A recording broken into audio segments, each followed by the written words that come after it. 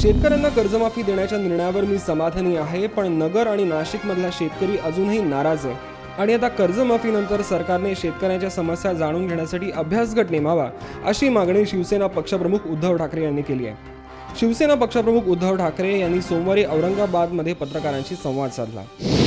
भारत स्वतःचे संरक्षण स्वतः करू शकतो आणि हे भारतीय लष्कराने सर्जिकल स्ट्राईक यशस्वी करून जगाला दाखवून दिलंय, असं पंतप्रधान नरेंद्र मोदी यांनी अमेरिकेत बोलताना म्हटलं।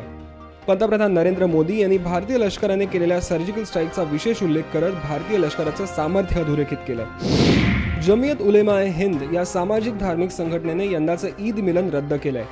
देशातील सध्याच्या धार्मिक वातावरणाच्या पार्श्वभूमीवर ईद मिलनाचा कार्यक्रम रद्द करत असल्याचं जमियत उलेमा ए हिंदने म्हटलंय। 30 जून रोजी जमियत उलेमा ए हिंदकडून ईद मिलन कार्यक्रमाचं आयोजित करण्यात आलं होतं, पण देशातील सध्याची परिस्थिती लक्षात घेता हा कार्यक्रम रद्द झालाय। वस्तू आणि सेवा कर म्हणजेच जीएसटीच्या अंमलबजावणीसाठी मोदी सरकारने शाही सोहळ्याचं आयोजन केलेलं असतानाच राष्ट्रीय स्वयंसेवक संघाशी संलग्न स्वदेशी जागरण मंचाने जीएसटीला विरोध दर्शवलाय। जीएसटीमुळे छोट्या व्यापाऱ्यांचं नुकसान होणार असून यामुळे चीनमधनं आयातीचं प्रमाण वाढेल अशी भीती मंचाने व्यक्त केली आहे।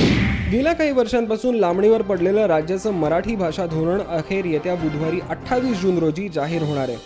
डॉक्टर सदानंद मोरे यांच्या अध्यक्षतेखाली भाषा सल्लागार समितीने या धोरणाचा आपला मसुदा गेल्या वर्षी 30 सप्टेंबर रोजी राज्य सरकारकडे सुपूर्द केला होता। तेव्हापासून प्रसिद्धीच्या प्रतीक्षेत असलेल्या या धोरणाला आता बुधवारचा मुहूर्त मिळाला असल्याचे विश्वसनीय सूत्रांकडून सांगण्यात आलं।